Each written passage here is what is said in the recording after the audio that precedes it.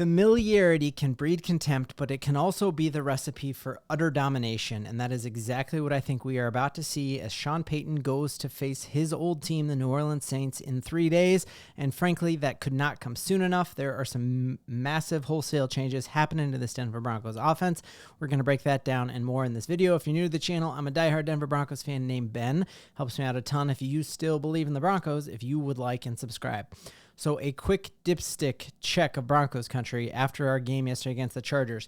Which camp are you more in line with? Like, do you think the incredible performance that we saw yesterday from Bo Nix in that offense in the fourth quarter, was that fool's gold against a prevent defense? Like, we see a ton of people on Twitter saying, like, hey, don't let this game fool you. It was a late game surge. This is fool's gold. This isn't who we are. Or do you think that what we saw in that fourth quarter is like what Sarah Bettinger of Locked On Broncos said? Like, we saw Bo Nix figure it out. It clicked. That was not a prevent defense like that 95-yard drive that we saw. Bo Nix was getting pressured in the end zone. They were still running this exact same defense. That was early on in the fourth quarter. Jim Harbaugh even cut off his sideline interview and told her, hey, this game isn't over yet, as the Chargers were up 23-0.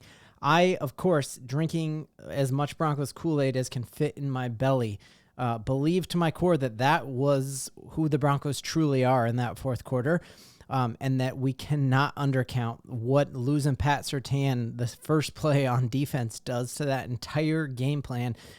I think, you know, the Chargers coming off of a bye week, that already was a massive advantage, and then to lose our quarterback on defense early on, you heard more and more players today talk about what a dark cloud that was over the entire first half and that they need to do a better job rebounding from stuff like that. But I still am incredibly high and incredibly bullish on this Broncos team, and I think a win on Thursday night secures it for all of us, and that we will feel completely different if we are above 500 with the Panthers and 10 days of rest. We are finally going to start getting some good injury news as we have McGlinchey available to be back, Browning available to be back. Like, the light at the end of the tunnel is there, and it is glowing orange and blue, and I think it's going to be a great thing.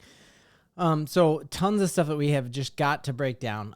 I think the first thing that is a very good sign and a very good indicator that the Broncos are in good shape is the fact that we get to play against the New Orleans Saints, who are as big of a turnstile as you can possibly be on the defensive side of the ball. That they just allowed Baker Mayfield and that offense that we just dominated a few weeks ago to go in and just put up, 50-something points on them. And you have a quarterback who Sean Payton knows well and willingly passed on to get Bo Nix. He picked Bo Nix when he could have picked up Brock Bowers and then got Spencer Rattler in later on in the draft. So I think you know that Sean Payton knows this defense better than any coach out there. Look at what he did to Tampa Bay, and part of his ability to do that to Tampa Bay was his familiarity of playing against Tampa Bay so many times. And so this is a great time where you truly have a homecoming for so many different Broncos players and coaches. And that is something that I think we are going to see them all get up for. Sean Payton came out today and just said how upset he was about that performance yesterday. But he's on to Thursday already, and that he told the team, hey, we are wiping this game from our memory the second your head hits that pillow. And after that, we are on to the New Orleans Saints. And I think when you look at the things that Sean Payton is about to change this week before the game against the Saints, I think the first one is the attitude adjustment that we're going to see. Give me an angry, fired up, chip on his shoulder Sean Payton every day of the week, because you look at when Sean Payton's teams have done well, it's when he is fired up and thinks the world is against him.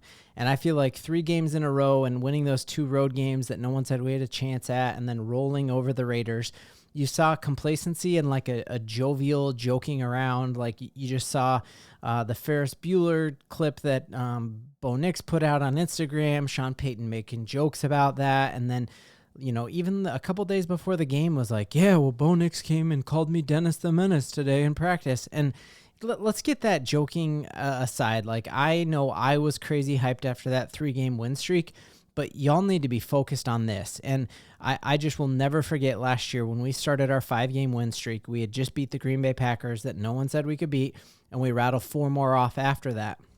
And Sean Payton that night was supposed to go to sushi with his family. And he talked about how he was just doing laps around the parking lot because he was so upset that even in a win, they could have done better. And he was thinking forward. And so you started to see all of that Ferris Bueller, Dennis the Menace jokes aside, and you see Sean Payton locked in and angry and focused again. And I think that is the first thing that needs to change and already has changed. That like his conference call with the media today at 10 a.m. Mountain Time, he already sounds angry. There's no joking. He's cutting reporters off with certain questions, and that is out of the way.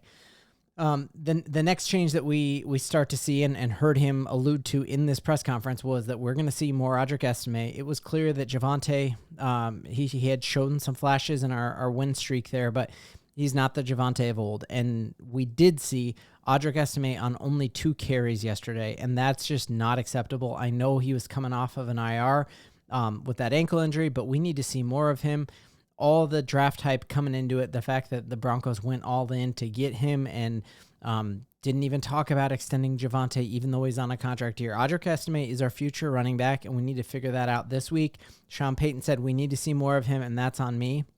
So that's the next thing that we're going to see. The next change that we saw that he talked about in his press conference today was the tempo offense. Like we saw Bo Nix absolutely ball out of control and just like have some incredible stats. Like in that fourth quarter when he was in his up-tempo offense, he was 15 of 19 for almost 200 yards, no sacks. His passer rating was 143, and he carried the ball for 28 yards. When he is running a tempo defense or an offense and pushing the ball down the field, like we saw at the start of that Tampa Bay game as well, he's just a different player than when it's handoff for 1 yard, handoff for 1 yard. All right, Bo, good luck on 3rd and 8 when they're expecting what they're going to get out of you. And Sean Payton talked about that today in his press conference. Like, that's going to change. We're going to start bringing more tempo to this. Even with how poorly we played yesterday, the Denver Broncos were in a 1-score game with the Chargers where you couldn't even use your entire hand to count the number of things that we did wrong.